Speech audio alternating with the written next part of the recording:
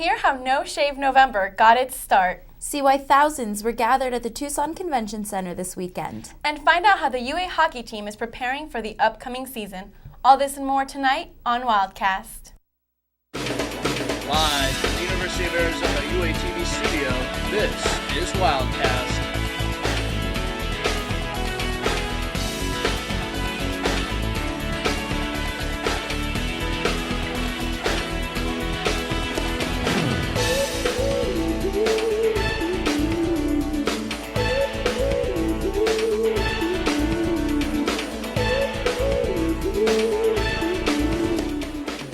Welcome to Wildcast. I'm Sarina Nafarrate. And I'm Danielle Carpenter. Thanks for joining us tonight. November is here and it's getting pretty chilly in Tucson. With the cooling weather comes an unusual trend that's taken over the country. Wildcast reporter Karen Lizarraga has the details on how No Shave November has spread across the world. As the month of October is set away for 2013, so is our razor for the month of November. The annual tradition No Shave November is back in season and is raising money for cancer. I think No Shave November is awesome. I mean, some of us can actually rock the awesome beard and stuff like that. And it's definitely a great holiday to really raise awareness for all types of men's health problems, such as prostate cancer and as such.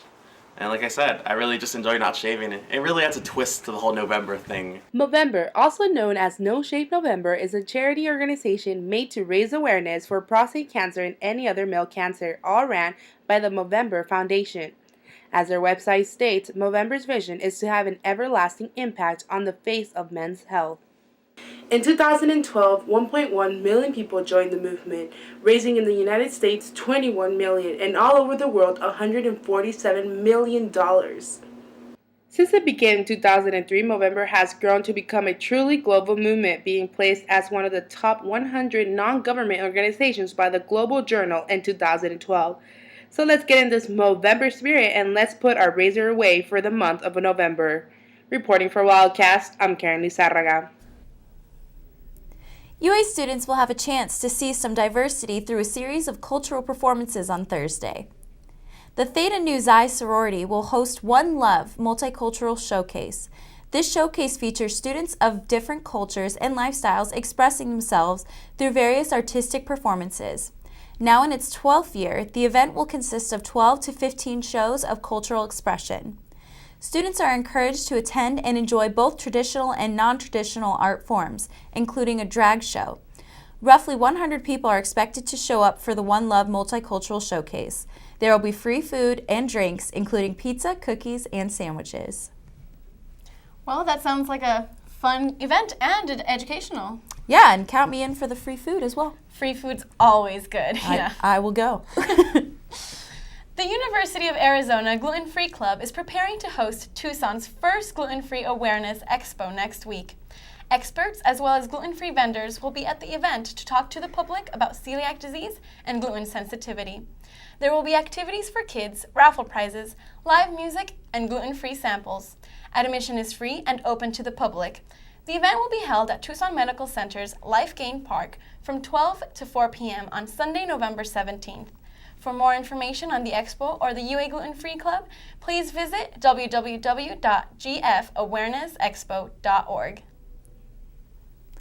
Comic book fans from all over Tucson came together this past weekend for the 6th annual Comic-Con. Reporter Hannah Polinick has the inside look at the event. Comic fans, cosplayers, gamers, artists, and the curious gathered November 2nd and 3rd for Tucson Comic-Con. This year's event, which moved to the Tucson Convention Center, brought 6,700 attendees in its first day alone. That's 700 more people than last year's total attendance. A maze of booths featuring comic books, fantasy novels, memorabilia, costumes, and jewelry gave participants the opportunity to mingle with artists and other fans. Panel discussions were held on topics ranging from starting a Kickstarter campaign to working for a comic book company. A game room let participants play a variety of games with other fans, and of course, a costume contest was held. Though nowhere near as big as some more well-known Comic Cons, like Phoenix Comic Con, which drew in 55,000 people last year, Tucson Comic-Con's intimate atmosphere is what many say makes it special. Tucson is a little smaller, so it's got more of an intimate feel to it, but it's still got really good energy. And we've been coming for a few years, so we've been watching the growth, which is really exciting. I love the layout and the way they've done the whole center here. It's really nice. And we're doing very well, so we're getting a lot of interest. Tucson Comic-Con founder Mike Olivares plans to move the convention to a bigger exhibition hall and add more panels next year. Reporting for Wildcast, I'm Hannah Polinick. After the break, hear how the UA is getting high school seniors excited for the college experience. Hi, it's David Hasselhoff, the Hawk. Get Hoff with UATV. Stay tuned. Don't change the dial.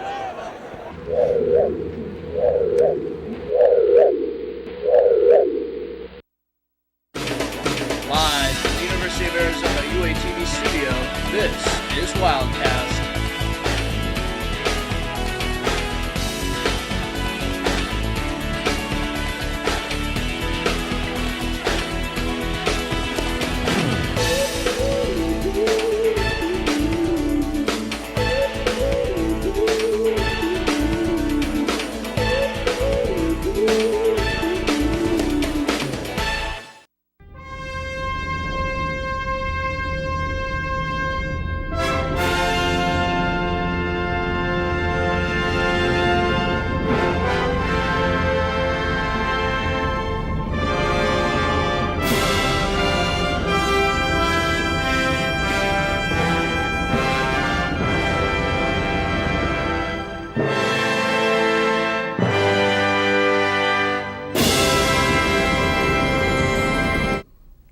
Welcome back, and now I'll be turning over to weather reporter Shay Sorensen for a look at this week's forecast. Shay? Good evening, Wildcats. This week's weather goes like this. You can expect nice daytime highs tomorrow with 78 degrees and chilly overnight temperatures. It starts to warm up again on Thursday with a high sitting at 83 degrees. We can expect our daytime temps to stay like this through the weekend and into next week with clear skies on the forecast. Don't be confused with the warm temps during the day because overnight temps for the rest of the week will be in the mid to lower 50s. That is all I have for you, Wildcats, and back to you. Thank you, Shay. The UA has been ranked a top university when it comes to employability. More than 5,000 recruiters in 20 countries interviewed students to make the rankings for the annual Global Employability Survey. The UA is ranked 13th among American public universities and is in the top 40 among all colleges in the U.S. Internationally, the UA comes in at number 124. Part of UA President Ann Weaver Hart's mission is to have 100% student engagement, meaning students should have experiences outside the classroom like internships, faculty-led research projects, and volunteer programs, which all boost their employability. I really hope that is true because I'm a senior, I'm graduating, and I'd really like to get a job. I know, and everybody better start planning early because once it comes fast. Yeah, exactly. University of Arizona medical students in Phoenix have found a different way to use Google Glass. Jeff Tolley and Christian Demeth recently received a Google Glass unit after winning a social media contest on inventive ways to use the product. They decided they wanted to use Google Glass for advanced cardiac life support assistance, and their idea won them the contest. With Google Glass, the students hope that doctors in an emergency room will be able to give direction to responders to enhance the care patients before even entering the hospital. Tolley and Demeth have already performed simulations and continue to hope that their ideas and Google Glass will help save lives of cardiac patients. The University of Arizona is introducing a new program involving local high school seniors. Wildcast reporter Cameron Moon has an inside look at how this event hopes to increase UA enrollment. For the first time ever, the UA is delivering acceptance letters to students the old-fashioned way, by hand, through a program called Be a Part UA, which reaches out to local high schools in the Tucson area. We're just doing our job. Our job is we want to get as many kids as we can into college. We want them to realize they can go to college, that education just doesn't stop at high school, that we are always learning. Many Palo Verde students who were accepted today are just the first in their family to ever go to college. I wanted to cry out here today, and I had to really hold it back, and I still get chills. This is something that they've been working on for a while now. I know that at least a couple years that they've been thinking about doing this, and they finally were able to partner up with two of the local high schools, and the plan was able to come to fruition. I mean, I'm so proud of the kids because they believed us when we said, you can do it. This year, Palo Verde had 68 students present at the ceremony. Last year, only 10. School Superintendent H.T. Sanchez agreed with Principal Acevedo in saying that the majority of Palo Verde students who were not interested in college now will be because of the Be a Part of UA program. I think that this will spike interest in the University of Arizona because the university isn't just saying, come and apply and maybe you get in. The university is saying, we want you. Reporting from Palo Verde High School for Wildcast, I'm Cameron Moon. Stay with us after the break to see how the UA hockey team is shaping up this season. I'm Derek Williams, your former U of A Wildcat. You're watching UA TV. Don't change the channel.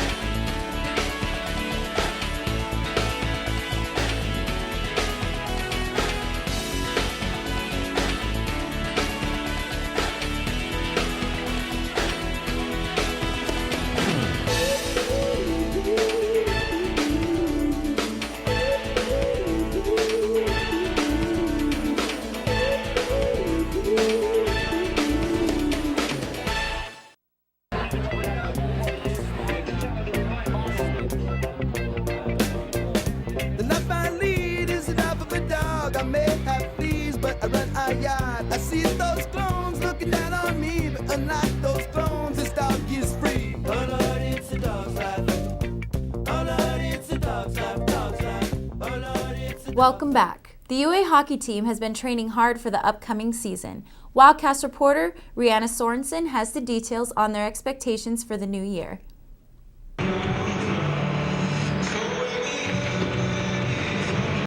The U of A hockey team kicked off their season at the end of September but will continue to play until the end of February.